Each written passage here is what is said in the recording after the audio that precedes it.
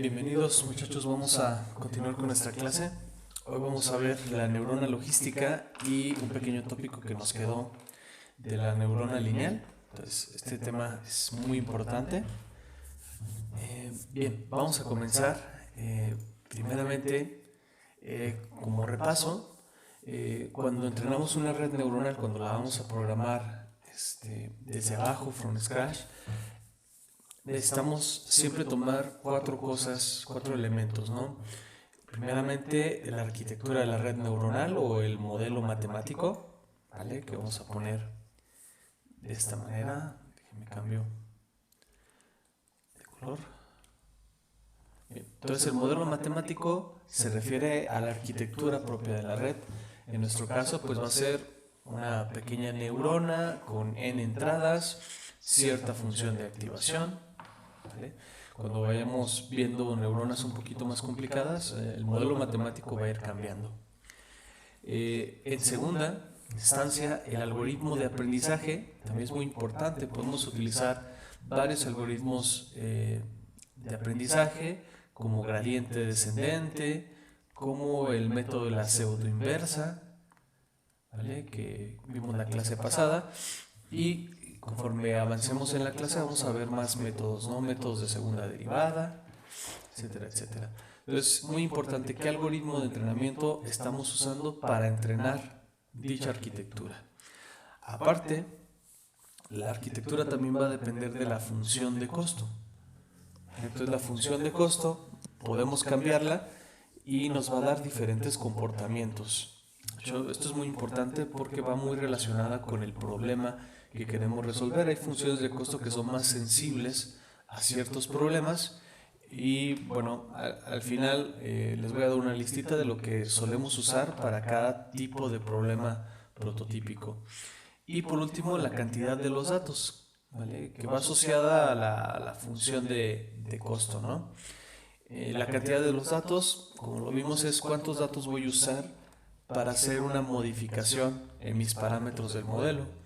Es decir, puedo tomar un dato a la vez, por ejemplo en gradiente descendente estocástico, o puedo tomar todos los datos, todo el conjunto de datos a la vez, para hacer una sola actualización, que sería el gradiente descendente por lote.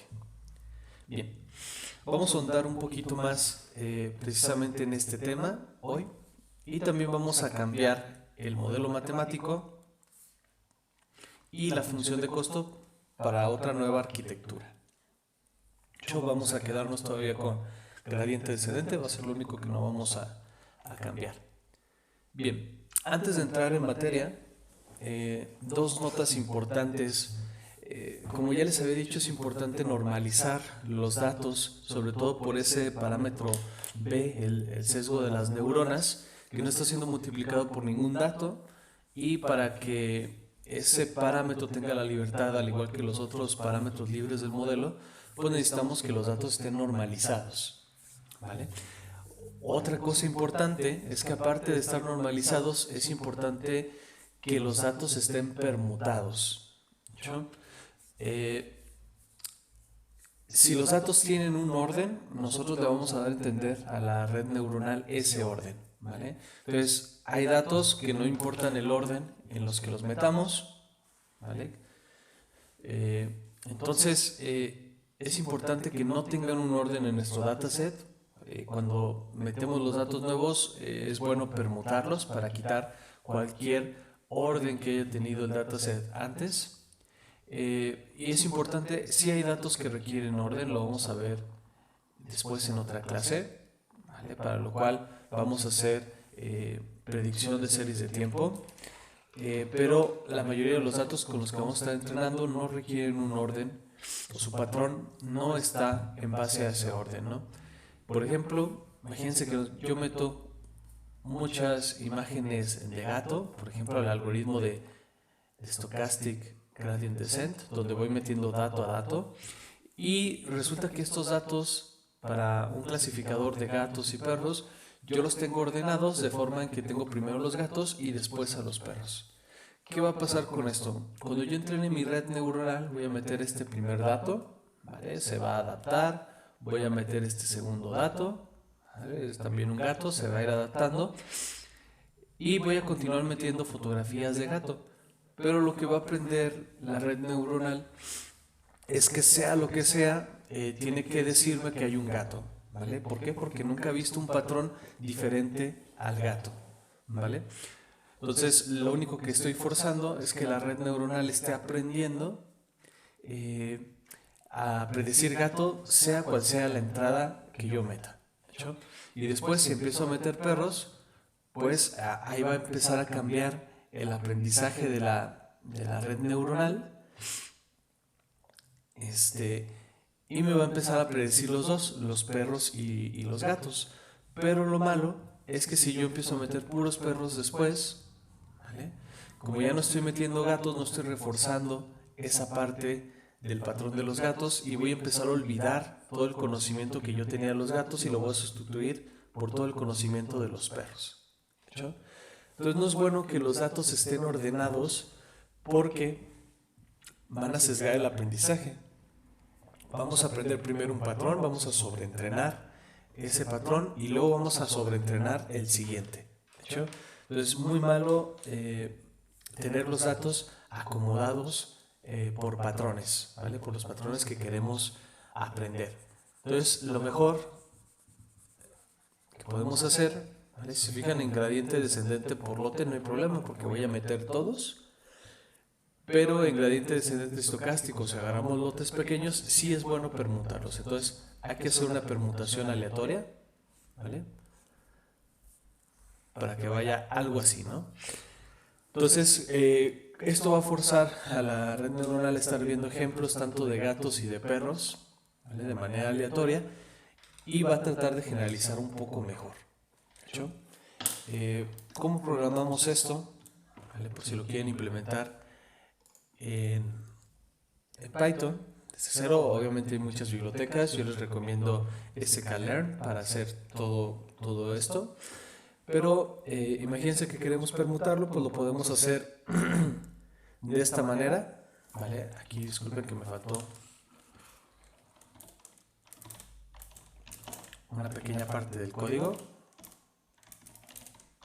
Vamos a sacar el shape de la matriz, ¿vale? Para saber cuántos datos tenemos y vamos a crear una permutación de P elementos.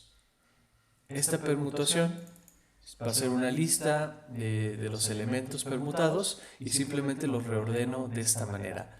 Ojo, aquí hay que reordenar tanto X como Y de manera igual porque si los ordenamos de manera diferente vamos a desfasar el valor deseado de cada ejemplo, ¿vale? Entonces hay que permutar juntos X y Y. ¿Sí? Si ustedes utilizan, por ejemplo, esta funcioncita, muy fácil, utilizando NumPy, pues van a permutar sus datos, cosa muy importante que a veces se olvida cuando trabajamos con redes neuronales o otras técnicas de Machine Learning.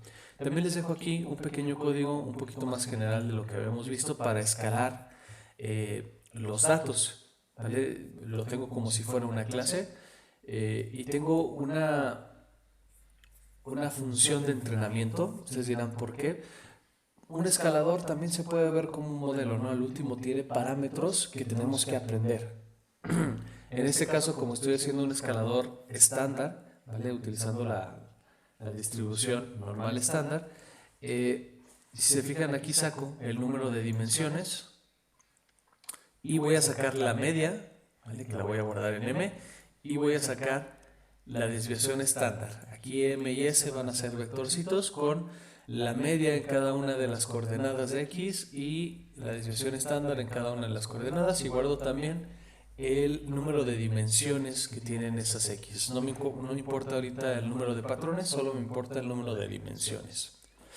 Y luego tengo otra función que se llama escalar, ¿vale? Donde saco también el número de dimensiones. Aquí tengo solo para que cheque la dimensión, ¿vale? Normalmente en mis códigos no meto todo lo de seguridad, lo de programación robusta, porque no quiero que el código se haga muy grande, ¿no? Obviamente, si ustedes van a usar este código a nivel industrial, hay que comentar todo y hay que dejarlo muy seguro, ¿no? Bien, entonces voy a crear esa matriz de salida ahorita en ceros Y si se fijan, le voy a restar la media y lo voy a dividir entre la desviación estándar por cada una de las dimensiones de esos datos. ¿Hecho? ¿Por qué lo hago como clase y por qué no una funcioncita nada más? Realmente lo único que necesito es esta funcioncita. Pues resulta que cuando escalamos los datos, ¿vale? Cuando yo hago un escalamiento de datos, pues yo tengo mis datos X que van a pasar por este escalador, vamos a ponerle scalar, y luego van a entrar a mi modelo de Machine Learning, hecho de esta manera. Pero si yo entreno así el modelo, pues yo voy a necesitar siempre esos datos escalados de X. Entonces, cuando yo quiera usarlo, después de entrenarlo, los datos nuevos tienen que pasar por este modelo, ¿vale? Y bueno, si yo meto un solo dato, obviamente no puedo sacar media y desviación estándar. ¿Okay? Entonces, por eso es muy importante aprender la media y la desviación estándar de los datos con los que entrenamos, y esa misma media y desviación estándar nos sirve para encontrar los siguientes datos. ¿Sí? Vale, entonces, aquí les dejo dos cosas que usamos como preprocesamiento de los datos muy a menudo en esta área de redes neuronales. Vale. Otra cosa importante es el balance del conjunto de datos. ¿Hecho? Imagínense que yo tengo muchas fotos de gatos, ¿vale? Digamos unas 1000 fotos de gatos, ¿vale? Pero resulta que solo tengo 20 fotos de perritos.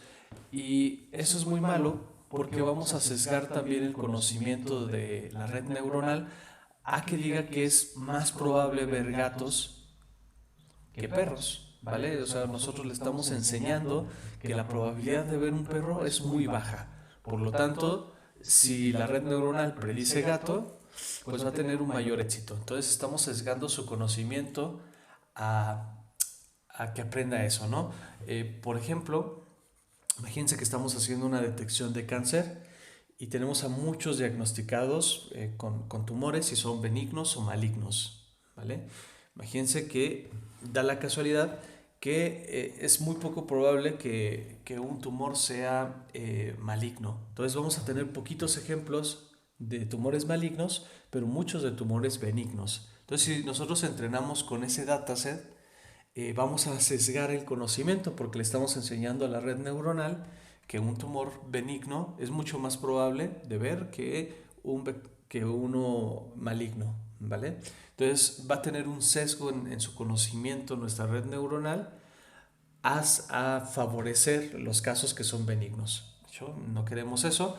Entonces, aunque yo tenga un montonal de datos, necesito recortarlo, ¿no? Necesito que más o menos estén balanceados, no importa si los números varían un poquito, pero más o menos deben de estar balanceadas las clases que yo quiero aprender. Esto no solo se da en el problema de clasificación, también en regresión. Imagínense que queremos estimar el valor de una casa, a cuánto podemos vender una casa. Si yo agarro un dataset con solo casas caras, con casas de muchas habitaciones o cosas por el estilo, pues no voy a poder aprender cuando tenga casas un poquito más normales. Entonces, los datos que le metemos es muy importante y el balance entre los patrones que tenemos por ahí también es muy importante para no sesgar el conocimiento. ¿Vale? Entonces, estas tres cosas,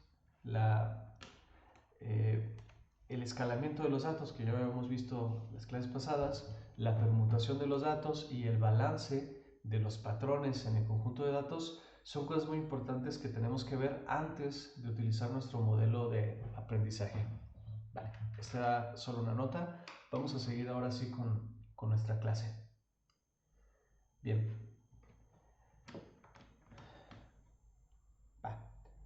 Vamos a seguir entonces con esto. Gradiente descendente por minilote, ¿no? Vamos a ver una nueva forma de hacer gradiente descendente modificando el número de elementos que vamos a usar por ahí. Bien, como hemos visto, hay dos maneras de hacer gradiente descendente. Sigue siendo el mismo algoritmo, es la misma ecuación, pero podemos usar muestra tras muestra, donde cada muestra va a ser una modificación de nuestros parámetros, o podemos meter todas las muestras. ¿Hecho? Vale.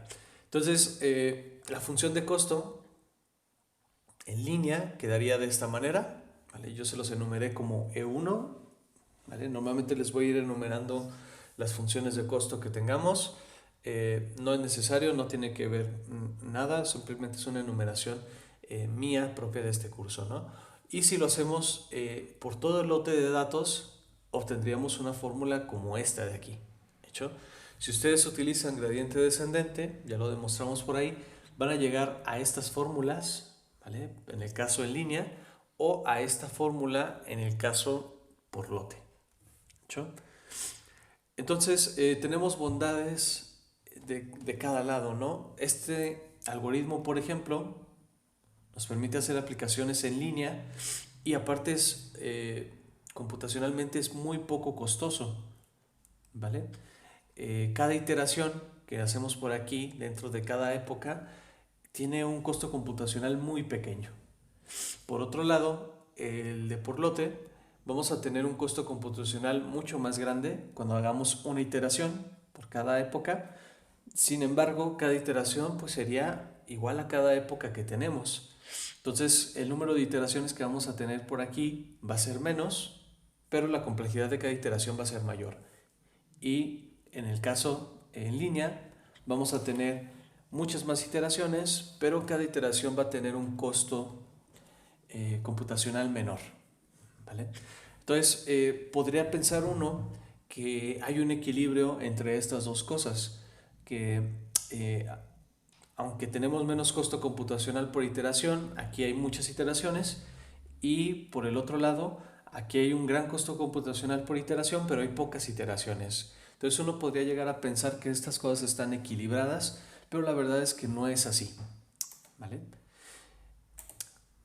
Ahorita me explico en esto, recordando un poquito el funcionamiento del estocástico y por lote. Habíamos visto una simulación donde tenemos estos comportamientos, ¿no?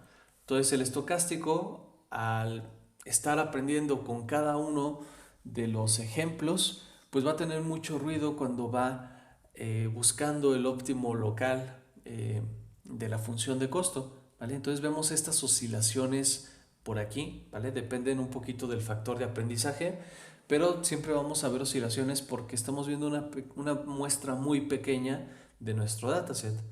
Y en el batch gradient descent pues vamos a tener una muestra mucho más grande, entonces vamos a tener una curva más suave, ¿vale?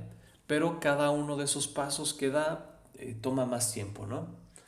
Bien, si lo vemos como funciones de costo, aquí tenemos las iteraciones en el eje X y aquí tenemos el valor alcanzado en escala logarítmica. Se fijan, para el SGD, al igual que como veíamos este dibujito anterior, pues vamos a tener muchas oscilaciones aquí, por eso le llamamos gradiente descendente estocástico, por este comportamiento que parece ruido, ¿no? Y por otro lado, en batch gradient descent vamos a tener este de aquí, ¿vale? Pero bueno, estamos comparando iteraciones.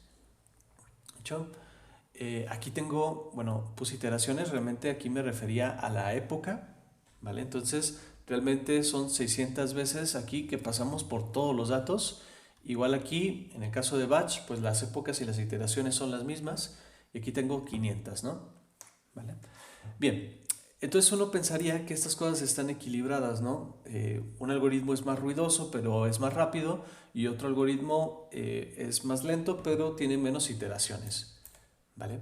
Si vemos el tiempo de ejecución, ¿vale? Donde podríamos aquí poner el máximo, que sería el batch gradient descent, y aquí podríamos tener el mínimo, ¿vale? Que realmente aquí comenzaría con una unidad, que sería el stochastic gradient descent, ¿vale? Vamos a poner aquí el 1, ¿vale? Porque no podemos hacer ningún algoritmo con 0 muestras, ¿no? Bien, entonces pensaríamos que esto es cuadrado, ¿no? Si yo modifico el tamaño de datos que estoy metiendo, si meto un lote más pequeño, pensaríamos que esto se mantendría y no importaría el método que yo usara. Pero la verdad es que no es así. Lo que solemos ver, ¿vale? No les traigo la demostración aquí, pero lo que solemos ver es una curva de este estilo, ¿vale? Realmente, si hacen ustedes el experimento, pues van a encontrar una curva con mucho ruido, porque medir tiempo también depende de muchas de las cosas que está haciendo nuestra computadora, ¿no? Los recursos que esté tomando para otros procesos, ¿vale? La pila de ejecución. Entonces, es difícil sacar este experimento, ¿no? Pero como razón intuitiva, si ustedes toman muchas iteraciones, aunque sean muy sencillas, van a tener un costo computacional alto. Y si toman pocas iteraciones, pero cada iteración es muy costosa, también van a tener un costo computacional alto. Entonces, en algún punto, si yo agarro un conjunto de datos más pequeño, si no agarro todo el conjunto de datos, pues puede que tenga un mejor valor, ¿vale? Entonces aquí, a cierto nivel de datos, voy a llegar a un mínimo más rápido que si tuviera Stochastic Gradient Descent o Batch Gradient Descent, ¿vale? Este es el tiempo de ejecución hasta llegar a cierto error en nuestro dataset particular, ¿vale? Por ahí tengo una demo de esto, pero la verdad es que no está tan limpia, ¿vale? Espero para el próximo semestre poder mostrarla, pero si ustedes gustan tratar de replicar este experimento, lo que tenemos que hacer es reprogramar cualquier red neuronal que ustedes tengan para que pare cuando encuentre cierto error, ya que medir el tiempo que tarda en cada iteración, irlo acumulando, ¿vale? Y este sería el tiempo de ejecución. Lo malo es que eso les va a dar unas curvas bastante ruidosas porque depende mucho de la inicialización de la red. Entonces, la misma red neuronal la tenemos que correr unas 100 veces para sacar estadística y aquí realmente pondríamos la media de esos datos. Bien, si no lo quieren implementar, no se preocupen, no pasa nada. Lo importante es que ni el estocástico ni el gradiente descendente son las mejores opciones y normalmente solemos optar por una opción media. El problema es que demostrar cuál es esa opción media es bastante difícil. Así que el tamaño del lote, ¿vale? En inglés, batch size. Recuerden que yo siempre les pongo los nombres en inglés, también para que se vayan familiarizando con las nomenclaturas que se usan en la mayoría de bibliotecas. Entonces, los batch size casi siempre los elegimos como múltiplos de 2, ¿vale? Con potencias de 2. ¿Para qué? Para que de alguna forma quepa mejor en la memoria, ¿vale? Sí depende mucho de la característica de los datos, pero tenemos como esa creencia porque los algoritmos que corren en paralelo pues sí toman mucho en cuenta estos tamaños, ¿no? Entonces solemos dejar tamaños en potencias de 2 como 512 y bueno, eso depende también de cada dato qué tan pesado sea, ¿vale? Entonces, no tenemos una forma de cómo demostrar cuál es el mejor tamaño de lote para entrenar una red neuronal, porque eso nos llevaría a hacer muchísimas estadísticas, que es exponencialmente más caro que entrenar un solo modelo, pero lo que hacemos sí es normalmente elegir un modelo de este lado, ¿vale?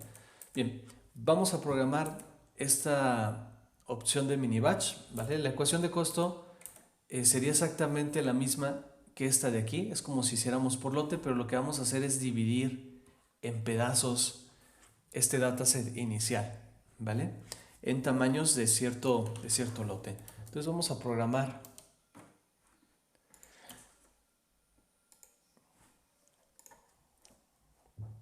esta práctica de aquí.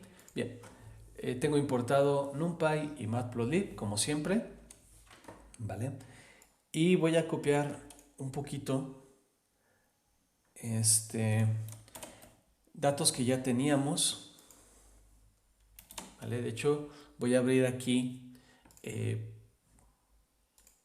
la neurona que ya teníamos antes, ¿vale?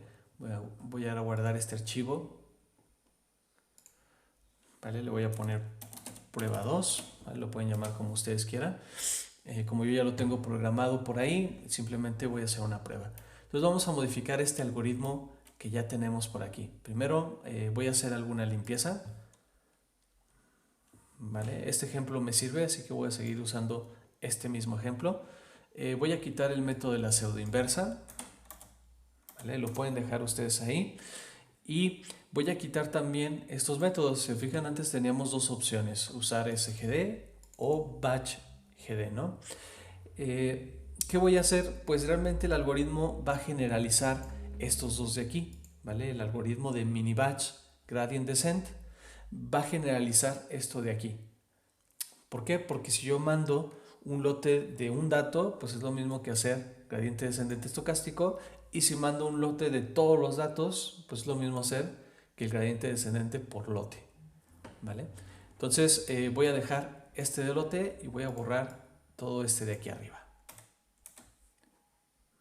Va. Bien, entonces aquí el número de iteraciones lo voy a hacer para acá. Voy a cambiar esta sintaxis un poquito, creo que me parece más limpio hacerlo de esta manera. Bien. La opción de tener el solver la voy a quitar, ahora solo tenemos un algoritmo. Voy a ponerle también más iteraciones, quizás son muy poquitas. Bien, vamos a comenzar en este punto. Entonces la inicialización de la neurona es igual que siempre. La predicción también, no hemos cambiado el modelo matemático, ¿vale? Pero ahora necesito que cuando esté entrenando voy a mandar conjuntos de entrenamiento un poquito más chiquitos, ¿hecho? Y eso lo voy a hacer declarando una nueva función, ¿vale? Aquí disculpen que siempre que copiamos código en Python hay que revisar la indexación.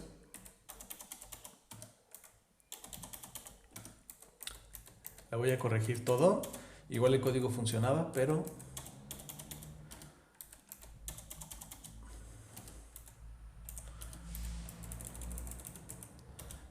no está de más, ¿no? ¿Vale? A veces tenemos unos espacios por ahí en lugar de tabuladores y eso hace que nuestro código no corra y es difícil encontrar el error. Bien, yo necesito hacer aquí un pequeño ciclo for, ¿vale? ¿Están de acuerdo? Dentro de esto de aquí, que va a ir por cada uno de los pequeños lotes que voy a mandar, de los mini lotes que voy a mandar. Entonces aquí debería tener un ciclo for, ¿vale? Y bueno, sé que tiene que ver con los mini lotes, entonces voy a poner así, mini batch, ahorita solo como idea.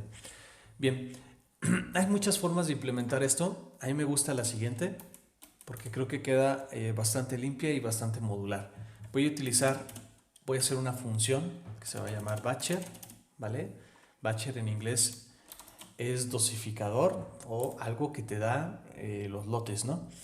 Bien, entonces voy a mandar self, voy a mandar x, y, y voy a mandar el tamaño del lote por aquí, ¿vale? Que va a ser el batch size, ¿vale? Por cierto, este tamaño de lote también lo vamos a ocupar como parámetro aquí. Vamos a ponerle también un valor por default, ¿vale? Entonces, este dosificador se va a encargar de agarrar el dataset original, particionarlo e irme dando, como yo ocupe, esas pequeñas particiones, ¿va? Hay varias formas también de implementar esta misma función. Yo voy a utilizar la siguiente, que es una forma que me gusta, aunque podría hacerla en menos líneas de código, pero me parece bastante clara. Entonces voy a poner los índices aquí. Primero saco el tamaño de datos que tengo, que va a ser P. Entonces ese tamaño de datos P lo tengo que partir en lotes de tamaño batch, pero si se fijan no siempre va a quedar lotes de ese mismo tamaño, ¿no? Al último nos va a quedar un lote que quizás no alcance ese número de elementos y tenemos que mandar ese lote aunque sea de un tamaño un poquito inferior. Entonces voy a voy a crear unos índices, ¿vale? El índice inferior y el índice superior, ¿vale? Aquí le pongo LI del lower index y UI de upper index, ¿vale? Y bueno, aquí batch size es un nombre bastante grande, lo voy a dejar como BS, ¿vale? De todos modos, esta sería una función interna. Recuerden que a veces las funciones internas solemos ponerle estos índices. En Python no hay funciones privadas, pero bueno, esto nos permite no tener acceso directo a esta función desde el nivel usuario, al menos de que utilicemos una sintaxis en particular. Entonces, muy usado, yo lo voy a quitar porque este código es más de aprendizaje que ya para nivel industrial, ¿no? Voy a hacer un ciclo while con un true, ¿vale? Ustedes se preguntarán por qué. Y es porque esta función que voy a hacer va a ser un código generador, ¿vale? Entonces me va a estar generando los ejemplos como yo lo vaya necesitando. Entonces, si el límite inferior es menor a P, ¿vale? No he sobrepasado el dataset, pues ahí voy a hacer un yield. Acuérdense que en las funciones generadores tenemos yield y no return. Ahorita explico un poquito para los que no hayan manejado este tipo de funciones. Entonces aquí voy a mandar el mini batch, que serían todas las columnas de X, desde LI hasta UI, ¿vale? Mis índices que tengo por ahí. Y va a ser lo mismo para Y. Tengo que hacer exactamente el mismo recorte. Entonces lo voy a poner por aquí. Y ahora tengo que actualizar los índices. Lo voy a hacer de esta manera.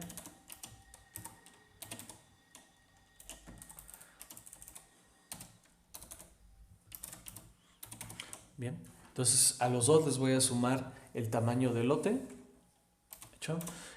Claro que podríamos usar funciones de módulo y división entera para calcular estos lotes de aquí, pero como estoy utilizando un generador, realmente el código se hace más o menos en las mismas líneas y este código me parece mucho más claro, ¿no? Y bueno, cuando hayamos superado los P, cuando el límite inferior haya superado P, pues ya no tengo nada que mandar. Entonces voy a mandar un num por aquí para que se acabe la función, ¿vale?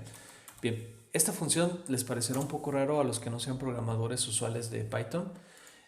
Las funciones generadores son funciones que nosotros utilizamos a demanda, ¿vale? Se van ejecutando una vez que son instanciadas por primera vez, se ejecutan hasta esta primer línea de yield y ahí van a hacer una pausa y hasta que se vuelven a invocar la próxima iteración de esta función sigue con este código, ¿vale? Hasta que vuelve a llegar a la palabra reservada de yield. Entonces es como una función que separa y nos va dando datos a destajo, ¿vale? Muy parecido a lo que usan los generadores pseudoaleatorios, que cada vez que ustedes ponen la función rand les da un nuevo número pseudoaleatorio. Esto es muy parecido, ¿no? Cada vez que yo la instancio me va a dar un dato nuevo, ¿vale? Y bueno, algo padre que me gusta usar esto es que yo puedo instanciar este objeto por aquí. Voy a ponerle mini batch igual a batcher, ¿vale? Que es mi función. Y bueno, como es parte de la clase, hay que ponerle aquí un pequeño self. Y voy a mandarle los datos. Voy a mandarle x, y, ¿vale? Y el tamaño del batch, que es el batch size, ¿vale? Con eso estoy instanciando este generador, ¿vale? Entonces ya va a quedar en mini batch. Cuando yo haga nets mini batch, me va a empezar a dar cada uno de esos ejemplos, ¿vale? Entonces yo puedo utilizar esa sintaxis de nets y eso me va a arrojar el nuevo valor que me da yield, ¿vale? Esta palabra reservada, pero también lo puedo meter directamente a un ciclo for, que es mi intención. Entonces lo que voy a hacer es el mini batch de X y el mini batch de Y en el mini batch, ¿vale? Entonces, esto que suena un poquito loco, lo que va a hacer es que cuando se ejecute esta función de yield me va a regresar el mini batch de X y el mini batch de Y que voy a recibir en estos dos, ¿vale? Cuando termine de hacer esos mini batch, va a ser un none aquí. Y es como si esto ya no fuera iterable. Entonces ahí se va a acabar el ciclo for. ¿Vale? Como les digo, esta forma de hacerla, que es muy al estilo Python, me agrada más porque quedan aquí las variables dentro del ciclo for y no tengo que poner tantos índices. ¿Vale? Entonces, esto estaría dentro de este ciclo for. Si fijan, es como si combináramos el stochastic gradient descent con este de aquí, ¿no? ¿Vale? Igual voy a quitar las líneas que tengo aquí de más. ¿Vale? La verdad es que yo prefiero comentar todo este código, pero esto sería un código muy grande si metemos los comentarios y tendría que hacer mucho scroll sobre el código. Creo que los terminaría mareando, ¿no? Vamos a modificar entonces estas últimas ecuaciones. Todo lo que tenga x ahora sería mx, porque sería el mini batch de x, ¿vale? Y todo lo que tenga y ahora sería el mini batch de y, ¿vale? Bien, entonces con esto debería de funcionar, ¿vale? Vamos a modificar también este ejemplo que tenemos por aquí. Y bueno, lo que le puedo mandar a mi neurona para que entrene sería el número de épocas. Lo voy a dejar ahí con su default. Y el batch size sí que lo voy a mandar por aquí, ¿no? Es más, sí, vamos poniendo los dos. Recuerden que cuando utilizamos el nombre del atributo no es necesario mandarlo en orden, lo podemos mandar como nosotros queramos, ¿vale? Cuando no utilizamos el nombre del atributo, ahí sí hay que respetar el orden, ¿no? Y vamos a dejar aquí 500 iteraciones. Bien, vamos a ver si funciona este código y si hay algún error lo modificamos.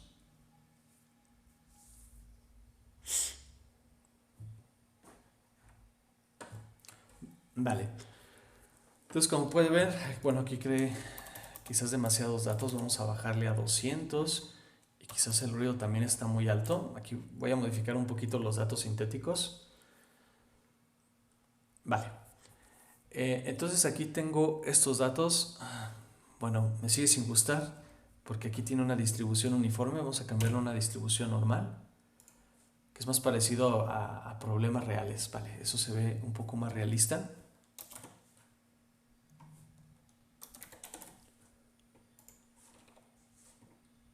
Bien, listo. Quedamos con este ejemplo, ¿no? Vale, entonces aquí tengo un ejemplo. Tengo que hacer regresión lineal, ¿vale? Y si se fijan, estoy usando gradiente descendente estocástico. ¿Por qué? Porque mi tamaño de batch es igual a 1.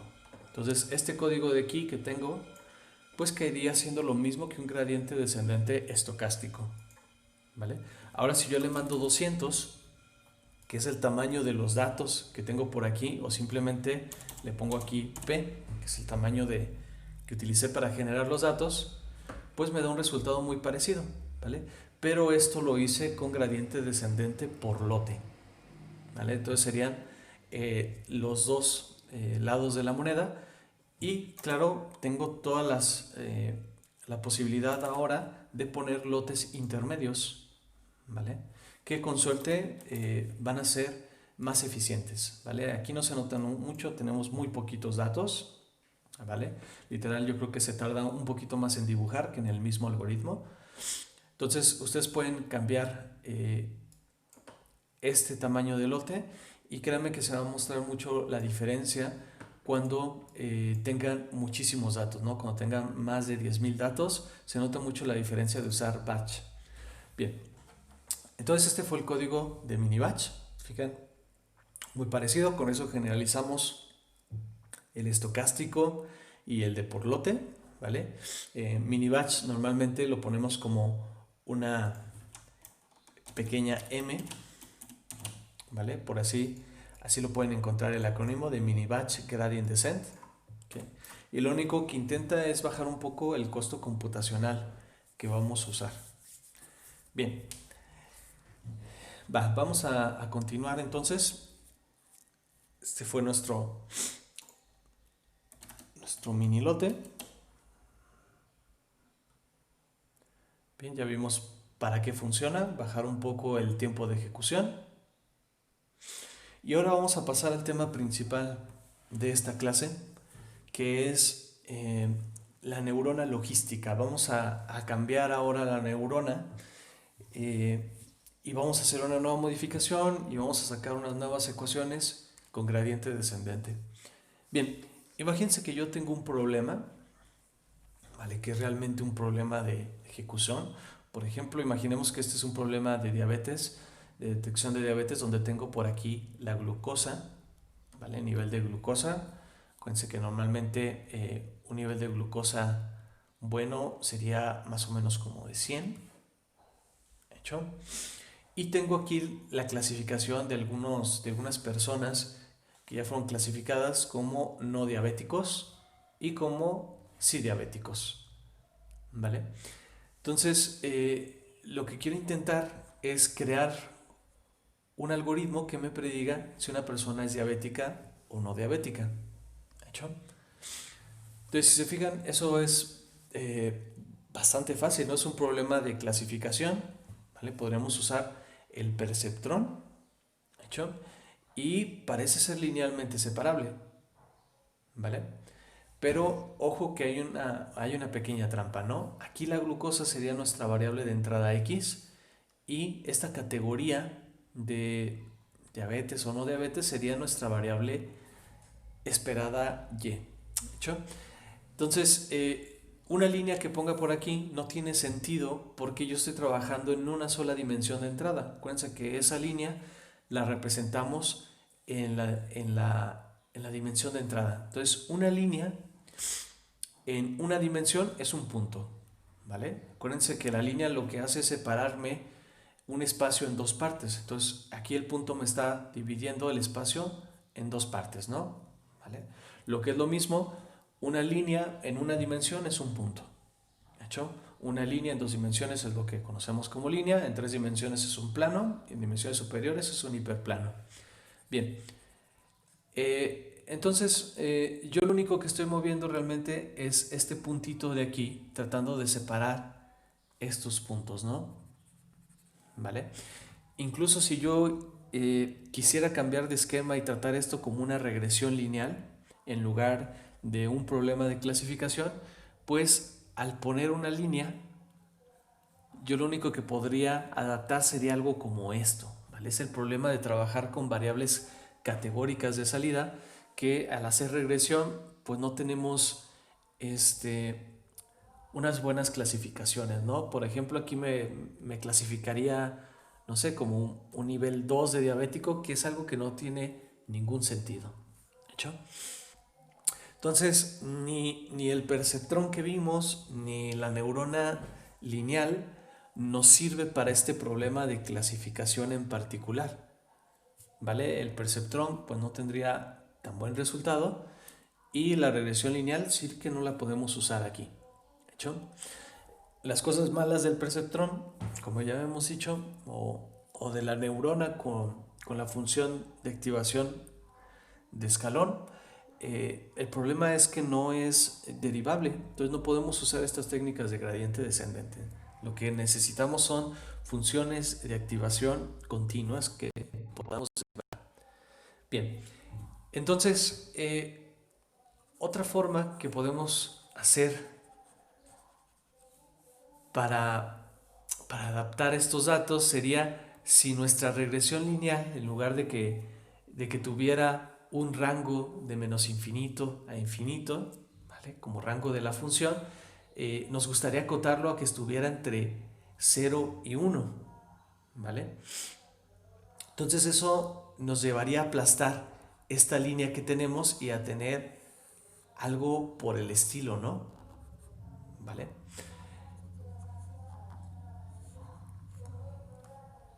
Bien. Entonces esta función con forma de S es a lo que llamamos funciones sigmoide. ¿Vale? Entonces sigmoide literalmente significa función con forma de S. ¿Hecho? De hecho, la función logística, que es la que vamos a usar, forma parte de esta familia de funciones sigmoide, pero también, por ejemplo, la tangente hiperbólica, ¿vale? La ecuación de probabilidad gaussiana acumulada, también ahorita lo vamos a ver, Y existen muchas otras funciones que tienen esta forma de S que podríamos usar. Nos vamos a quedar con la logística, que es la más usada en redes neuronales, y su costo computacional es muy pequeño, ¿no? También usamos la tangente hiperbólica, lo vamos a ver en la siguiente clase. Bien, entonces mi intención es hacer un tipo de regresión, pero que esa regresión esté acotada entre 0 y 1, ¿vale? Entonces, por ahí han de haber oído mucho de la función logística que sirve para modelar fenómenos reales, por ejemplo, fenómenos sociológicos o fenómenos virológicos. Por ejemplo, en esta época de coronavirus, la función acumulada de casos realmente sigue una función sigmoide, ¿de hecho? O logística, ¿no?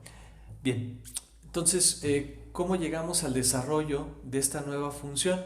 Si yo lo que tengo es este modelo lineal, ¿no? Esto es lo que me quedé desde la última clase con nuestra neurona lineal, ¿vale? Entonces, mi objetivo es que yo tenga una neurona cuya función de activación, ¿vale?, haga que la salida quede entre esto, que me falta este gorrito, que la salida quede entre un flotante que esté en el rango de 0 a 1 cerrado. ¿Hecho? Vale. ¿Qué modificaciones tengo que hacer para crear esta neurona? Bien, una cosa que puedo hacer es usar la campana de Gauss, ¿vale?, que tiene esta funcioncita por aquí. ¿Por qué? Porque si utilizamos la función acumulada de la campana de Gauss, pues tiene justamente esta forma sigmoide. Aparte, siguiendo el teorema central del límite que han de haber visto en alguna clase de probabilidad, pues cualquier proceso, cualquier sumatoria de variables aleatorias va a tender a una campana de Gauss. Entonces, está implícito en muchos procesos y fenómenos reales. Entonces, es deseable utilizar esta función y relacionarla de alguna manera con esta neurona, ¿vale? Bien, eso tiene su complejidad. ¿Por qué? Porque esta funcioncita que estamos utilizando, la que ustedes conocen de su clase de probabilidad, pues está en una variable y yo tengo n variables. Aparte, esto de aquí es la función de densidad y nosotros necesitamos la función de probabilidad acumulada.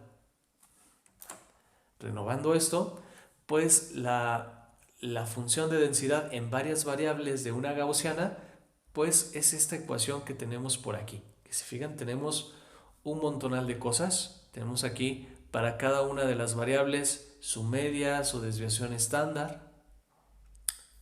¿Hecho?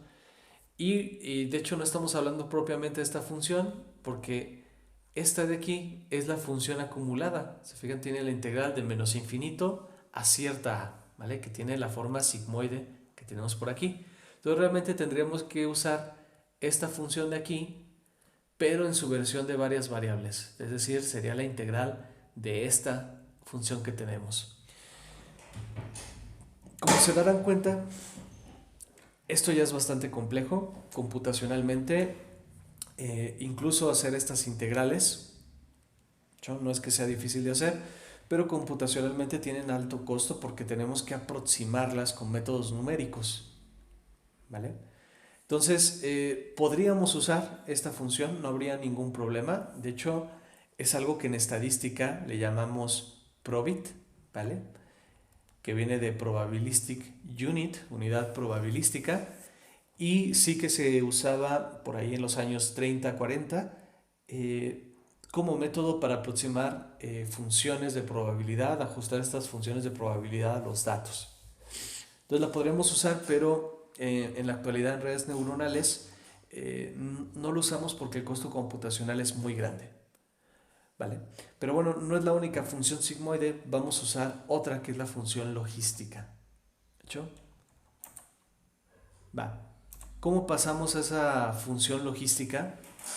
Pues vamos a igualar nuestra ecuación lineal que tenemos por aquí, ¿vale? La misma de la ecuación lineal, y la vamos a igualar a esto, ¿vale? Que es el logaritmo natural de la probabilidad P entre 1 menos la probabilidad P. ¿Hecho? ¿Por qué hago la probabilidad? Porque, bueno, si quiero que mi neurona tenga de salida algo entre 0 y 1, pues puedo pensar en ello como si fuera una probabilidad. Es decir, si yo hago esta regresión con esta función, pues si doy cierto nivel de glucosa, eso me va a llevar a dar cierta probabilidad, ¿no? Por ejemplo, aquí podría dar el 60% de ser diabético. Entonces esta neurona no solo me va a servir para clasificación, sino que me va a servir para, para hacer una regresión de la probabilidad, ¿vale? Por eso a este tema, si lo ven desde el aspecto estadístico, se le llama regresión logística, ¿no? ¿Qué es la regresión logística? Es la regresión que tiene como objetivo dar la probabilidad. Entonces, es una regresión porque estamos dando un valor continuo y ese valor continuo está acotado entre 0 y 1. ¿Hecho? Entonces, esta neurona sirve tanto para estimar probabilidades como para hacer clasificación. ¿Hecho? Lo vamos a explicar un poquito más adelante. Bien, ¿por qué igualarlo a esto? Bueno, esto fue algo que encontraron un grupo de estadistas, varios estadistas por ahí en la historia, en los años 30 y 40, y a esta parte, que es el logaritmo de p sobre 1 menos p, solemos llamarle logit, ¿vale? De unidad logística. ¿Qué tiene de bueno? Pues resulta que su función inversa es una función sigmoide. ¿Vale? Es decir, tiene esa forma de S que necesitamos en nuestra neurona, ¿vale?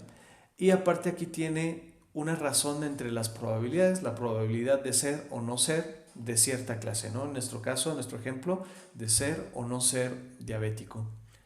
Bien, ahora vamos a despejar, porque lo que yo quiero es que la salida de mi neurona sea esta probabilidad. Por cierto, para los curiosos, este método de igualar una ecuación lineal a cualquier cosa, ¿vale? Se le llama generalizar el modelo lineal y forma parte de un área en Machine Learning que se llaman modelos lineales generalizados, en inglés GLM, ¿vale? Por ahí, si buscan en internet este tipo de métodos, van a ver cómo podemos igualar esta ecuación lineal a cualquier otra distribución de probabilidad, ¿vale? Por ejemplo, lo pueden igualar a una distribución de Poisson, a una distribución binomial, y eso les va a dar diferentes resultados. Y eso son un conjunto de técnicas que en Machine Learning se llaman GLM. ¿Okay? En particular en redes neuronales solo nos importa el modelo generalizado para esta ecuación que se llama logit. ¿Hecho? Bien, vamos a despejar entonces. Voy a poner este pedazo de ecuación lineal como si fuera z, ¿vale? Y voy a despejar para p. Entonces, aquí tengo mi logaritmo de p entre 1 menos p igual a z. Para quitar el logaritmo, pensando que este logaritmo es natural, pues voy a poner la función exponencial. Entonces me queda exponencial a la z y aquí me queda el argumento del algoritmo solo. Bien, voy a pasar el 1 menos p hacia el otro lado, de esta manera, y voy a multiplicar el exponencial por cada uno de estos elementos. Ahora todas las p las necesito del otro lado. Este que está restando lo voy a pasar sumando hacia la izquierda y voy a sacar de factor común p. Entonces me queda esta ecuación de aquí, ¿vale? P por 1 más e a la z igual a e a la z. Bien, ahora voy a despejar p, que es nuestro objetivo, y voy a pasar esto que está multiplicando dividiendo. ¿Hecho? ¿Vale? Con esto ya logramos nuestro objetivo. ¿Hecho? Entonces, si yo pongo una neurona, la sumatoria con los pedos sinápticos me va a dar esta variable z, y esta variable z la puedo meter a esta ecuación y me va a dar una probabilidad, es decir, algo acotado entre 0 y 1. Pero resulta que no es la manera que solemos usarla. ¿Por qué? Porque necesitamos aquí computar dos veces la exponencial. ¿Hecho? Una manera un poquito más acorde de usarla es racionalizando ese exponencial.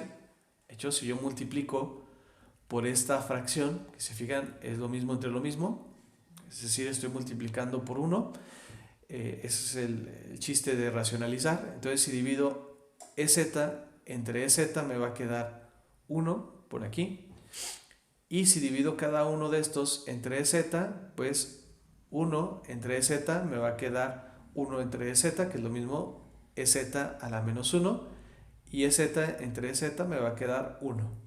¿Hecho? Entonces, esta ecuación es equivalente, pero tiene la ventaja de que solo evaluamos un exponencial. ¿Hecho? Entonces es la que vamos a usar, y esta es conocida como función logística.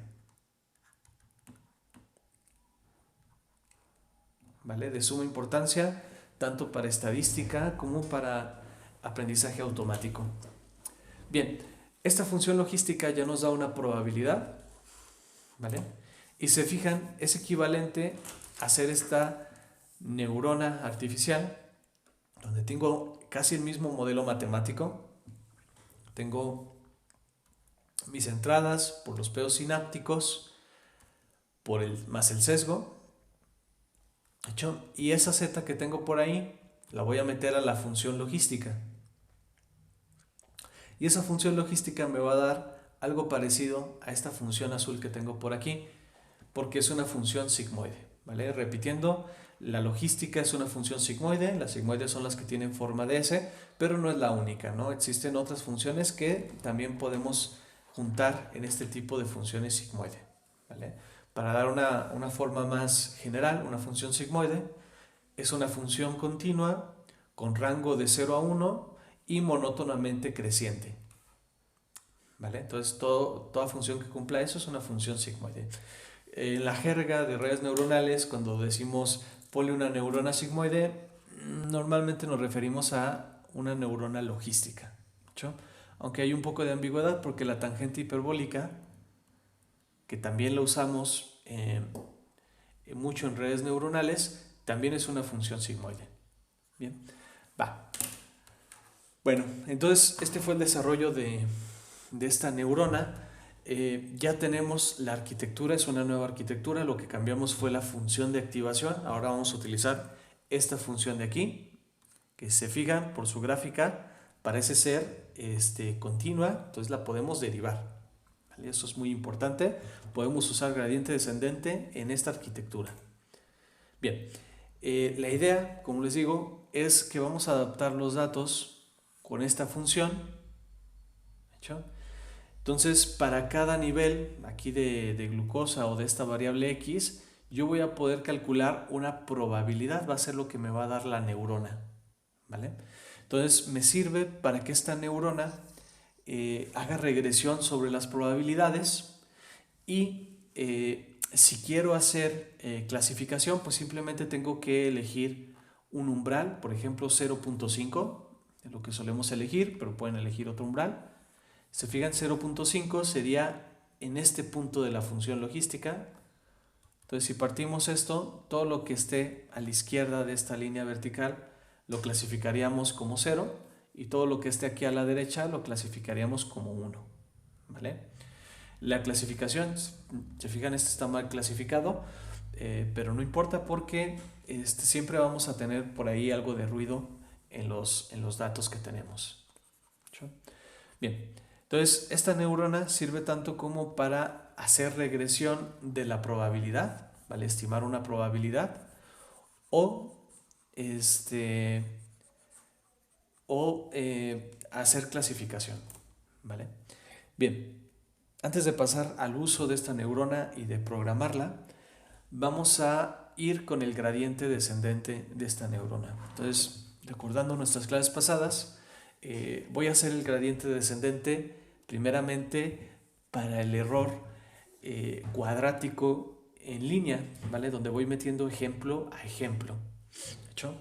Entonces, me interesa encontrar la derivada parcial con respecto a W, ¿vale? Cualquier W que está dentro de este modelito.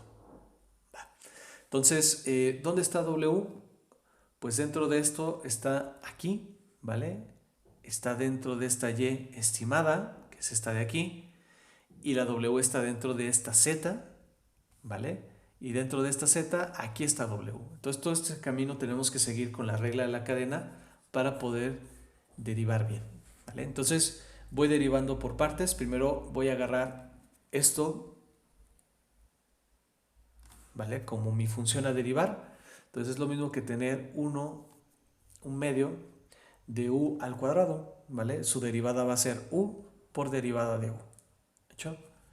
Entonces, voy a poner esta u y sería y menos y estimada, ¿vale? Igualito que en nuestras clases.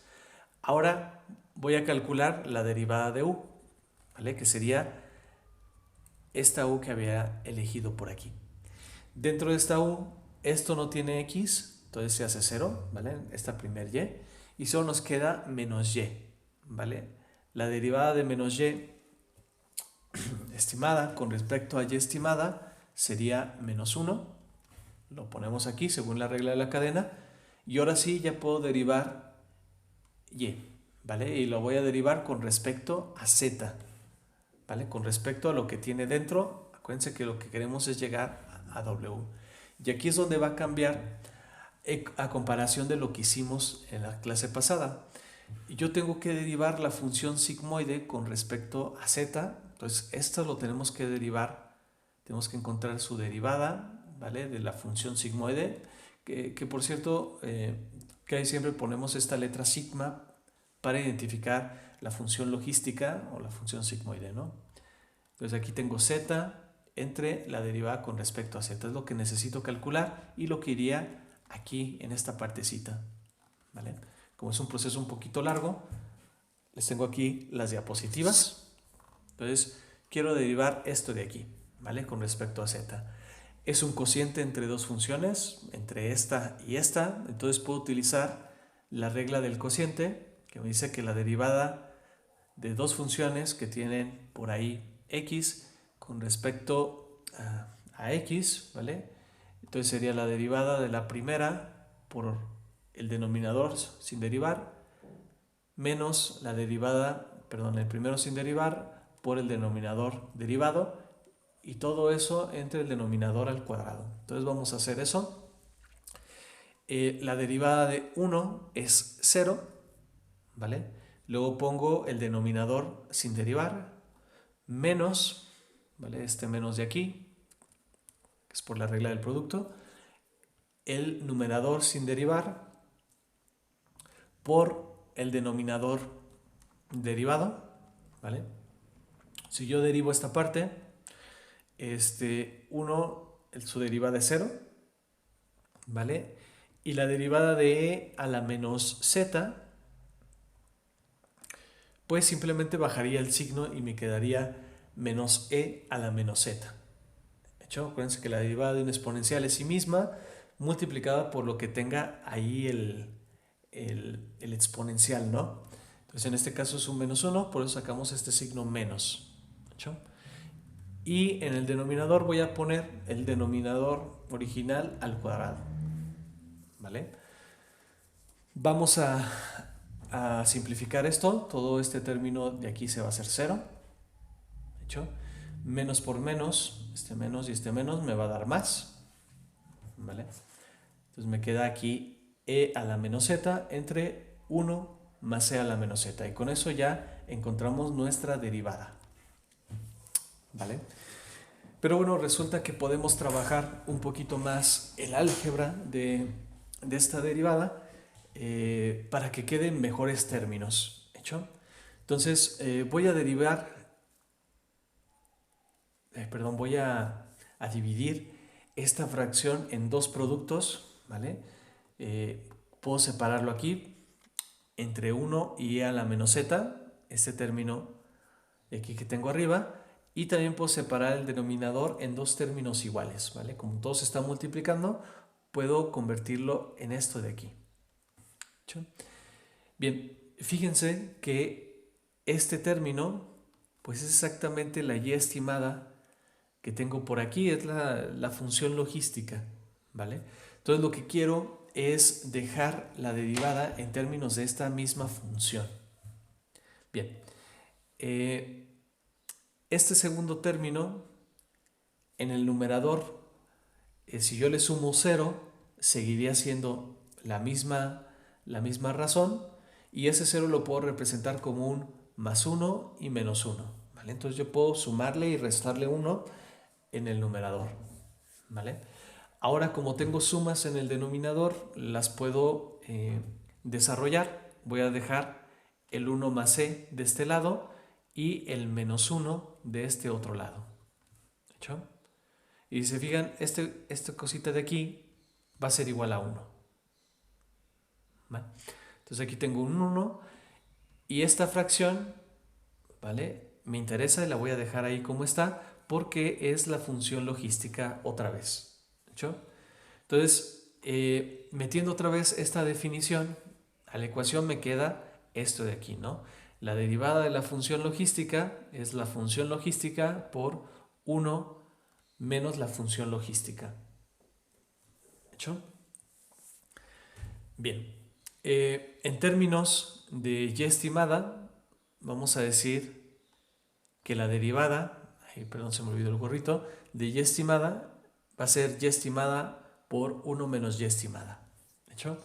Y es justamente lo que queríamos calcular. ¿Vale? Bien, vamos a copiar esto aquí. Entonces aquí sería y estimada 1 menos y estimada. ¿Hecho? Y bueno, ya derivé hasta z. Ahora me puedo meter a esa función y derivar con respecto a cierta w. Bien, como ya lo habremos visto, simplemente voy a poner la x que acompaña a esa w, que sería la xi para cierta wi. ¿Hecho? Vale. Haciendo un proceso similar, aquí me quedaría derivando con respecto a b, sería todo lo mismo. 1 menos y estimada. Nada más que aquí no tendríamos la x acompañado porque la b está solita en esta ecuación lineal. ¿Vale? Entonces con eso ya encontramos el gradiente descendente. Voy a limpiar un poco las mates y va a quedar igualito a esto. ¿Vale? Entonces por primera vez ahora sí tenemos una función un poquito diferente. Entonces si se fijan, lo que acumulamos aquí es casi la misma expresión, solo que tenemos multiplicando la derivada de la función de activación, que es la función logística. ¿Hecho? Esto obviamente lo podemos vectorizar, como ya habíamos visto. Si ponemos el gradiente, pues sería menos y por y estimada. ¿Vale? Todo esto es un escalar y esto multiplicado por y estimada por 1 menos y estimada por el vector x. ¿Vale? Entonces lo podemos vectorizar de una manera muy fácil, como ya vimos en clases pasadas.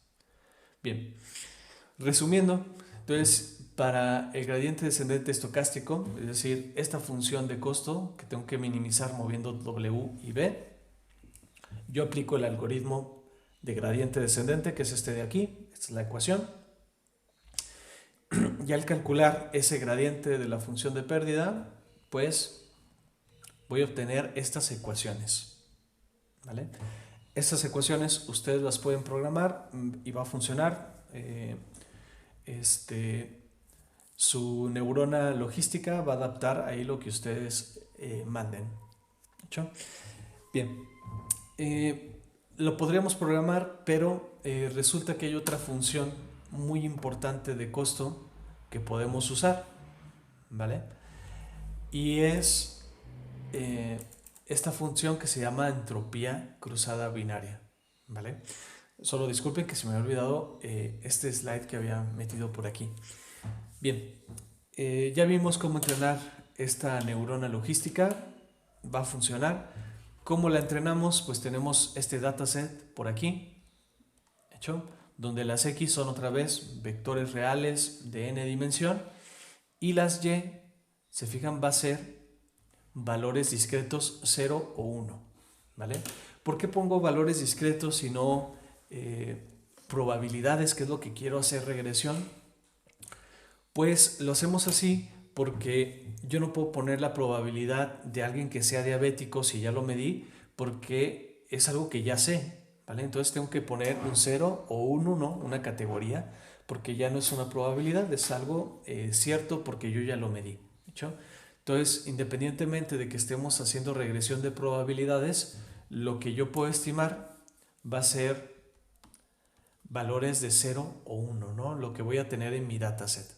Entonces, esto es lo que vamos a utilizar a la hora de entrenar, ¿vale? La diferencia es que esta y estimada sí que va a ser una probabilidad, ¿vale? Entonces, esto es continuo y esto es discreto, ¿vale? Entonces, estas ecuaciones de aquí, esta y de aquí era discreta, pero las y estimadas son valores continuos. Bien, ahora, al momento de hacer predicciones, tengo dos maneras. Yo simplemente puedo meter mi ejemplo X y sacar de aquí la probabilidad. Por ejemplo, la probabilidad de que alguien sea diabético, la probabilidad de que una célula sea cancerígena, ¿vale? La probabilidad de pertenecer a la clase 1. Pero si esa probabilidad la paso por un umbral, como habíamos dicho, pues aquí va a salir otra vez una clase que puede ser 0 o 1. ¿Hecho? Entonces puedo utilizar esta neurona tanto para estimar probabilidades de este lado o para directamente estimar clases. Esto es de mucha importancia y por eso no usamos más la primer neurona que vimos con la función escalón, porque esta neurona, al tener una función de activación continua, pues se entrena de manera más rápida, ¿vale? Entonces, nunca utilizamos la función escalón de ahora en adelante, siempre vamos a utilizar la función logística para cuando tenemos que usar clasificación, ¿vale? Excepto para clasificación multiclase, que lo vamos a ver más adelante, que hay una generalización de esta función. Bien, entonces espero que quede claro. Esta la vamos a usar tanto para estimar probabilidades de algún evento o dar una clasificación binaria. Bien, lo que hicimos con gradiente descendente y esa función de costo del error cuadrático medio, también lo podemos hacer con esta otra función de costo que les pongo aquí como E3, ¿no? Y esta función se llama función de entropía cruzada binaria en particular. Como su nombre dice, es la ecuación de entropía que se han llevado clases de teoría de la información. Recordarán que es esta de aquí, ¿vale? La función de entropía me permite calcular aquí la probabilidad de X y la probabilidad de X, ¿vale? Y simplemente multiplico esa probabilidad por el logaritmo de esa probabilidad. Entonces es una medida de los grados de libertad que necesito para describir algo, ¿no? Por ejemplo, pueden sacarle la entropía a una imagen, ¿vale? Donde esta probabilidad de aquí pues sería los bits que puede ser representada esa imagen, y eso les va a decir qué tanta entropía necesitan para explicar dicha imagen, ¿no? En particular, una imagen con estática sería de alta entropía, porque necesito muchos datos para caracterizar esa imagen, y una imagen, por ejemplo, con un solo color, pues sería la imagen con mínima entropía que puedo calcular, ¿vale? De ahí cualquier otra imagen va a tener una entropía media, ¿no? Entonces el caso extremo es una imagen con estática, ¿vale? Y el de mínima entropía sería una imagen con color sólido, ¿hecho? Todo lo demás va a caer en algún lado de esta entropía por aquí, ¿vale? Es una medida de la complejidad de la estructura de datos, ¿hecho?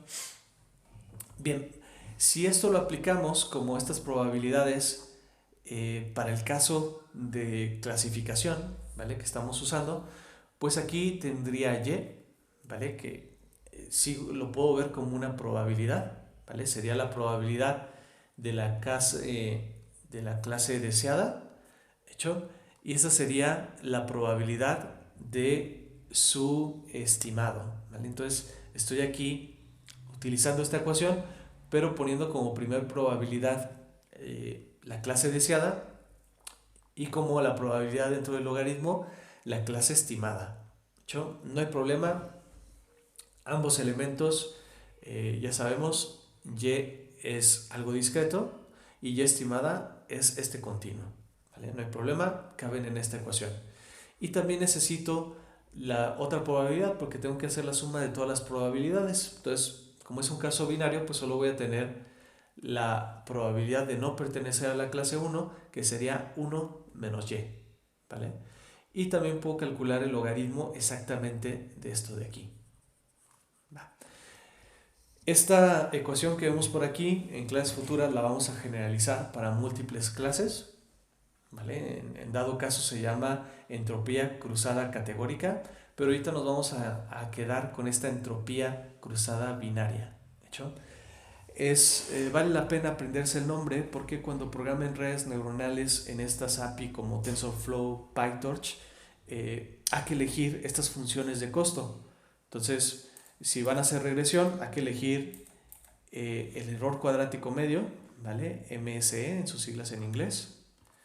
Y si vamos a hacer clasificación binaria, pues hay que elegir esta Binary Cross Entropy como función de costo. Bien, ahora vamos a hacer la derivada parcial sobre esto, lo mismo que hicimos en esta parte, ¿vale? Pero ahora vamos a minimizar esta función. Fíjense que aquí no tengo índices en estas y, lo que significa que este es un error en línea, ¿vale? Voy metiendo ejemplo a ejemplo y con eso voy a calcular la modificación para ese ejemplo en particular. Entonces, esta sigue siendo una función de costo en línea, ¿no? Una función donde voy a meter dato a dato. Bien, vamos a tratar de hacerlo. Entonces, voy a encontrar la derivada parcial de esta función con respecto a W. ¿Hecho? Vale. Primeramente, el menos que tengo por aquí lo puedo sacar. ¿Vale? Las derivadas son transformaciones lineales, lo puedo dejar afuera. Y voy a empezar a derivar este primer término que tengo aquí. ¿Hecho? Vale. ¿Dónde está la y? Está dentro aquí del logaritmo.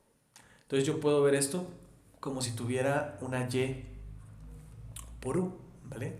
Entonces al hacer la derivada me quedaría y por la derivada de u. ¿Vale? Si estoy derivando u. Entonces simplemente esta y la voy a pasar para acá. ¿Vale? Ahora me meto al logaritmo. ¿Vale? Voy a calcular la derivada del logaritmo de y. ¿Vale? ¿Cuál es la derivada del logaritmo? En este caso es natural. Acuérdense que en mi notación, cuando pongo logaritmo, me refiero al logaritmo natural. Entonces, la derivada del logaritmo de y estimada sería 1 entre y estimada. ¿Vale? Bien. Ahora, siguiendo la regla de la cadena, ya estoy dentro de esta y estimada. Pero esta y estimada es la función logística. Entonces, si derivo con respecto a su argumento, con respecto a z, pues me va a quedar la derivada de la función logística que ya hemos calculado hace un momento, que sería esto de aquí. Esa es la derivada de la función logística. Y finalmente, cuando me meta dentro de la función logística, a z, voy a derivar con respecto a cierta w. Por cierto, aquí no puse el transpuesto porque, recordando la clase pasada, puedo definir a W como un vector renglón, de esta manera, ¿no? Bien, entonces la derivada de eso con respecto a cierta W, pues sería la X que lo acompaña, ¿de hecho? Y eso es la derivada de este término. Ahora vamos al siguiente. Más, ¿vale? Lo voy a poner aquí abajo. Esto es un factor escalar, entonces sale. Y ahora tengo la derivada de este logaritmo, ¿vale? Su derivada sería 1 entre su argumento, ¿vale? Por la derivada de lo que tenga dentro. Entonces ya estoy aquí dentro del logaritmo. Derivada de 1 es 0. Derivada de menos y estimada con respecto a y estimada sería menos 1. Cuidado, aquí tengo un cambio de signo, ¿vale? Y ahora sí estoy en la y estimada. Su derivada con respecto a su argumento, lo que tiene dentro, sería con respecto a z, y sería otra vez la función, la derivada de la función logística sería y estimada menos, por 1 menos y estimada. Bien. Y finalmente, ahora ya estoy dentro aquí de z, puedo derivar con respecto a cualquier w, que sería la x que acompañe a esa w. ¿Vale? Y con esto termino mi derivada. De hecho, una función un poquito complejita, pero hay muchas cosas que podemos borrar aquí, ¿no? Voy a cambiar de color. Bien, entonces vamos a empezar a simplificar. Aquí, disculpen, que aquí es y. ¿Vale? No parecía. Listo. Bien, vamos a empezar a simplificar esta ecuación. Bien, primero, se fijan, aquí puedo eliminar esto con este de aquí. Aquí puedo eliminar este con este término de aquí. ¿Hecho? Las x las puedo sacar de factor común. ¿Vale? Entonces, aquí me quedaría igual a menos xy por lo que me queda dentro, que sería y por 1 menos y estimada de este lado. Aquí este más lo voy a multiplicar por el menos y me va a quedar un menos aquí. Y me quedaría 1 menos y por esta y estimada. Y listo, ¿vale? Simplificó bastante. ¿Vale? Vamos a seguir simplificando. Voy a borrar esto de aquí arriba. ¿Vale? Entonces ahora voy a multiplicar cada cosa, voy a desarrollar lo que está aquí adentro. ¿Vale? Entonces y por 1 me queda y luego me queda menos y por y estimada. ¿Vale? El otro me quedaría menos 1 por y estimada, más, que sería menos por menos, me quedaría y por y estimada. ¿Hecho? Y podemos eliminar estos términos, ¿vale? Uno se está sumando, otro se está restando. Entonces lo puedo eliminar y mi resultado final sería menos, voy a reacomodar esto, y menos y estimada por xy. Vale, ese resultado seguramente se les hace familiar, ¿vale? Porque es el mismo resultado que obtuvimos con la neurona lineal y el error cuadrático medio, el error cuadrático en línea que habíamos definido por ahí. Entonces, pues esto es una curiosidad matemática, ¿no? Da lo mismo entrenar una neurona lineal con el error cuadrático medio, ¿vale? Que una neurona sigmoide con el error logístico binario, ¿vale? O el error de entropía cruzada binaria. Entonces, esto es una curiosidad, es una coincidencia matemática, no hay una, o por lo menos no que conozca, hay una razón fuerte de por qué esto es así, ¿vale? Pero bueno, de hecho es un método más sencillo de programarlo y es un método más sensible porque esta función de costo es más sensible que esta otra que habíamos programado aquí, ¿vale? Entonces vamos a encontrar una vista más sensible de esto. Ya se imaginarán que para la derivada parcial con respecto a b de e, pues sería exactamente igual, menos y estimada, pero sin la x, ¿no? Entonces, el mismo resultado. Bien, les dejo aquí las mates pasadas en limpio, ¿vale? Por si no le entienden a mi letra, puedan hacer el desarrollo. De hecho, pueden pasar el video. Y aquí les dejo también para la B, que es un desarrollo muy parecido, ¿vale? Resumiendo, si yo utilizo la ecuación del error de entropía cruzada binaria como función de costo y el algoritmo de optimización de gradiente descendente, ¿vale? Voy a llegar a estas ecuaciones de aquí, ¿vale? Que son las mismas que la ecuación lineal con el error cuadrático medio. ¿Sí? Entonces, esto es algo que suele confundir mucho de por qué da lo mismo, pero me gusta explicarlo así para que se note mucho la diferencia, ¿vale? Igual después vamos a terminar generalizando esto en la próxima clase. Bien, si alguien me pregunta, ¿se puede hacer esto en entrenamiento por lote? Es decir, metiendo, por ejemplo, el error cuadrático medio por todos los errores, o el error logístico, el error de entropía cruzada binaria por todos los errores. Pues sí, es muy fácil, le ponemos índice a todo, le ponemos una sumatoria y dividimos entre el número de elementos, ¿no? Al último lo que estamos haciendo es la media de todos de los errores anteriores que hemos visto. ¿Hecho? Por un lado, si lo hacemos con, aquí en el lado derecho, con la función de entropía cruzada por todas las muestras o por lote, ¿vale? Van a llegar a estas ecuaciones, que son las mismas ecuaciones que la neurona lineal con esta función, ¿vale? Esta función que tenemos ahí, con la neurona lineal les va a dar estas mismas ecuaciones, ¿vale? Curiosamente, pero para la neurona logística, si ustedes utilizan esta función, van a llegar a estas ecuaciones que son las que vamos a programar en un momento y son las ecuaciones que suelen dar un buen resultado. Vale. Si ustedes hacen esta función y utilizan gradiente descendente con esta función de costo, van a llegar a estas ecuaciones de aquí, ¿vale? Que son muy parecidas, ¿se fijan?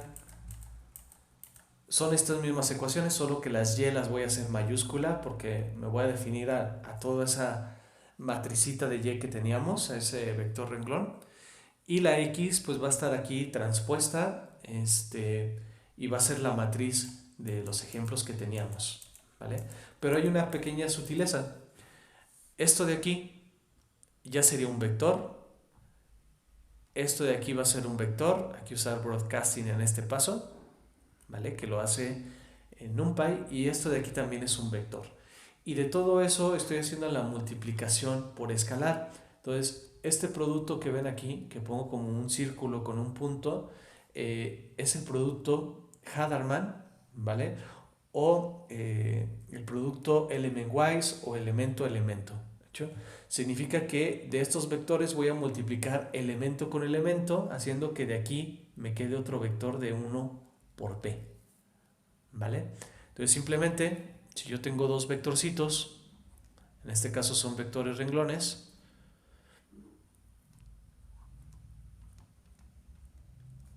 y tengo el producto Hadarman o el producto elemento-elemento, pues lo que voy a hacer es multiplicar el primer elemento con el primer elemento, y eso me va a dar el primer elemento del resultado, ¿vale? Y el segundo elemento va a ser el segundo por el segundo, y eso me va a dar este de aquí, ¿vale? Es como si fuera un producto punto, pero no hacemos la sumatoria, sino que nos quedamos con otro vector con los productos elemento-elemento. ¿Sí? Entonces este producto, que pues no suele ser parte del álgebra lineal, resulta ser muy útil a manera computacional porque en muchas ecuaciones terminamos haciendo esto de aquí, ¿no? Sobre todo en estas versiones vectorizadas de procedimientos que realmente son escalares. ¿Hecho? Entonces, esa sutileza, nomás, este producto significa element-wise.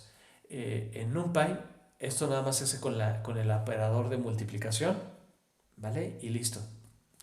Bien, para el bias, pues aquí sí tengo que ponerlo como si fueran escalares, pero ya sabrán que realmente armamos este vector y ponemos un np.sum de ese vector.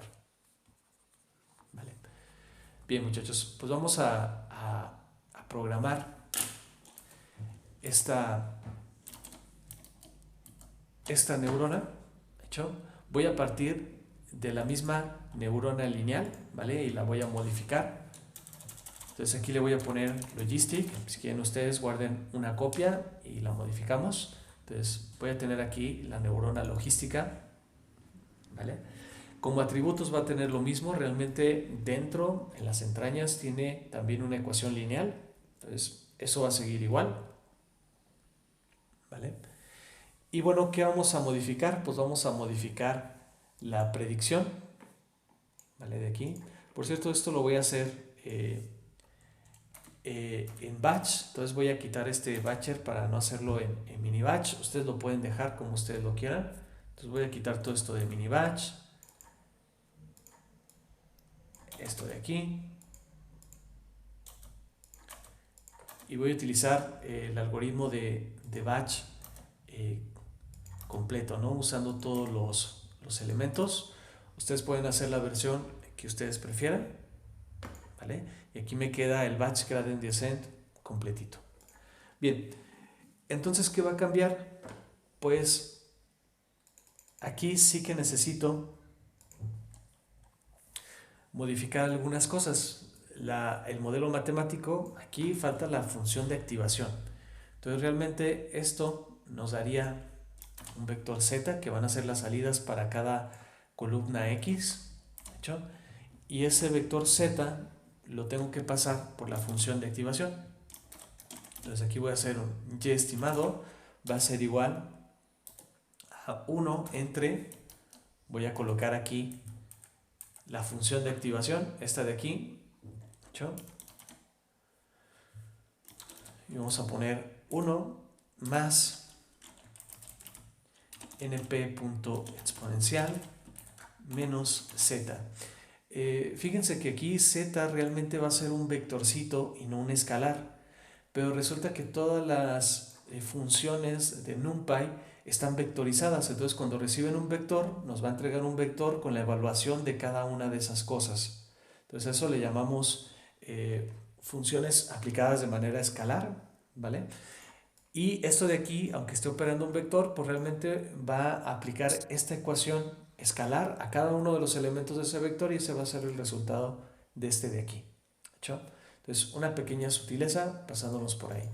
Entonces, esta sería nuestra predicción y nos va a dar la probabilidad, ¿vale? Que es lo que sale de nuestra ecuación. Pero cuando queremos usarlo como un clasificador, vale la pena hacer otra función, ¿vale?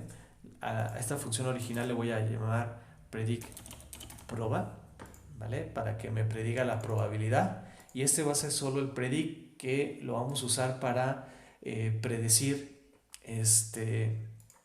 valores discretos. Entonces simplemente este lo voy a comparar con 0.5, le voy a poner de umbral 0.5 y lo voy a multiplicar por 1.0, bueno, por 1 para que sea discreto, ¿vale? Entonces aquí me va a salir ya un vector de ceros y unos al usar esto. Hay forma de pasar a un umbral. Ustedes pueden mandar aquí un umbral o buscar el umbral óptimo para su solución. No voy a entrar tanto detalle. Normalmente usamos 0.5, ¿vale? Entonces tengo dos funciones de predict, ¿vale? Las dos cosas para las que puedo utilizar esta neurona: para predecir una probabilidad o para predecir una categoría, ¿vale? Igual ustedes pueden ponerle predict class o algo por el estilo, ¿hecho? Bien, aquí voy a quitar el batch size porque no estoy haciendo la versión en mini batch, ¿hecho? Y las ecuaciones, se fijan, aquí van a quedar exactamente iguales que las que habíamos codificado para el caso lineal. Eso quiere decir que estoy utilizando este caso de aquí, ¿no? Es lo que estoy programando con la ecuación de entropía cruzada binaria por todas las muestras, ¿vale? Y es lo que estoy programando aquí, ¿hecho? Ahora vamos a cambiar este ejemplo que teníamos para hacer un ejemplo que demuestre que esta neurona logística está funcionando, ¿hecho? Entonces, primeramente lo voy a hacer con las compuertas OR, ¿vale? Con la compuerta OR que tengo aquí, ¿hecho? Entonces voy a tener dos entradas, voy a crear mi neurona, ¿vale? Voy a instanciar esta clase, logistic neuron, y voy a tener dos entradas. Se fijan, aquí tengo dos entradas para X, que es el número de renglones que tengo, y como factor de aprendizaje voy a ponerle un factor alto para que aprenda rápido, ya que tengo poquitos datos, tengo que darle la vuelta muchas veces. Bien, y voy a imprimir una predicción.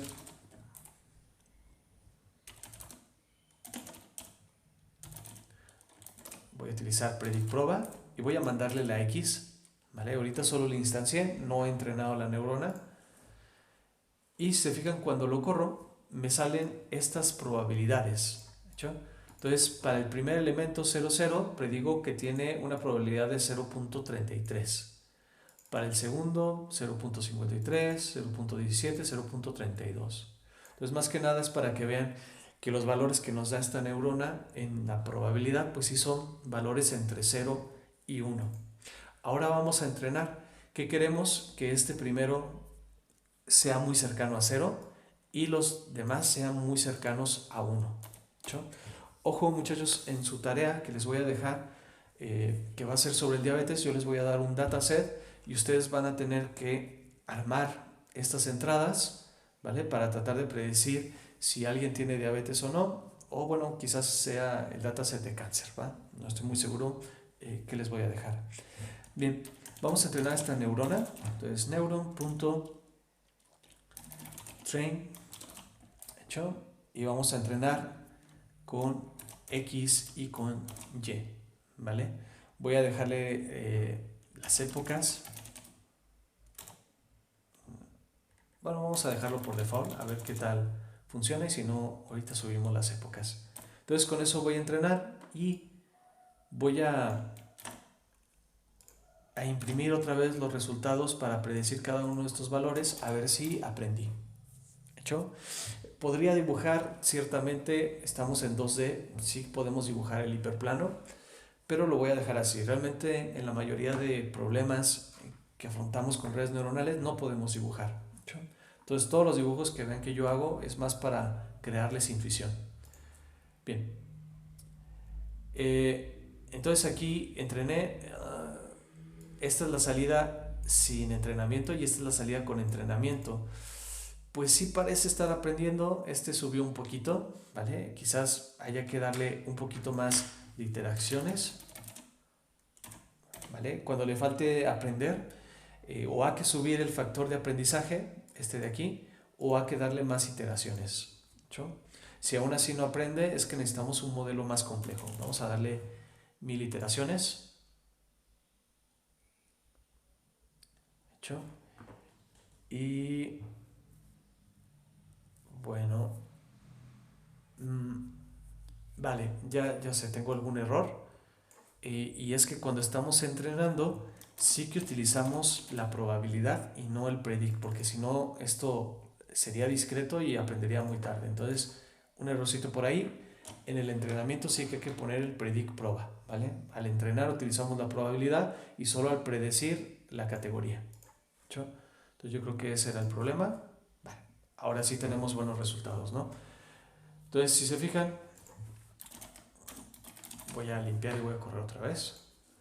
Vale, este primer vector que me sale son las predicciones, que debería ser parecido a esto, pero esto es sin entrenamiento y después de entrenar caigo a esto, ¿no? Esto que es muy cercano a 0, esto que es muy cercano a 1, muy cercano a 1 y muy cercano a 1.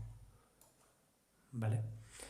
Bien, si yo quito el predict proba para ahora predecir categorías, voy a esconder un poquito de la información, pero lo voy a tener discreto. ¿Vale? Entonces, si se fijan, esto es sin aprendizaje y esto es después de aprender. ¿Vale?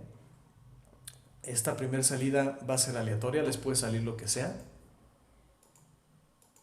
¿Vale? Pero lo importante es que esta segunda siempre tenga lo que nosotros predecimos, ¿no?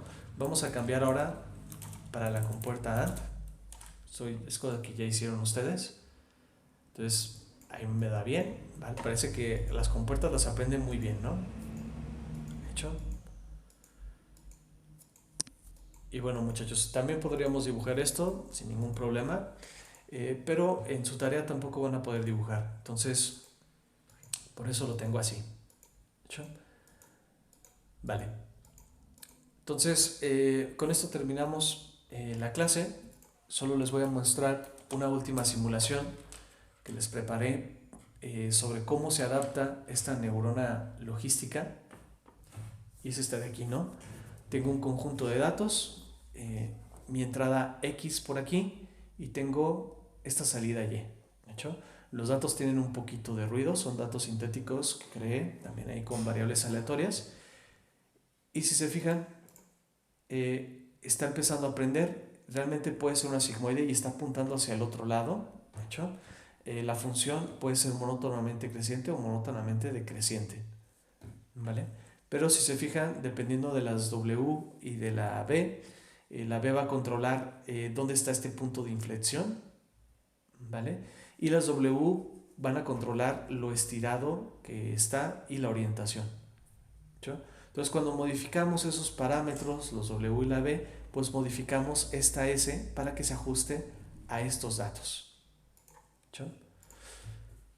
Vale, también es muy buena práctica tratar de hacer una simulación de esto, un poquito tardadito, se lo recomiendo si tienen suficiente tiempo, si tienen pocas materias, ¿no? Va a haber una práctica de esto también, vamos a utilizar un dataset real para tratar de predecir diabetes o cáncer, hacer una clasificación binaria. ¿Hecho, muchachos? Dejamos hasta aquí la clase, cualquier duda, mándenme un mensaje o lo vemos en la sesión de preguntas. Hasta luego.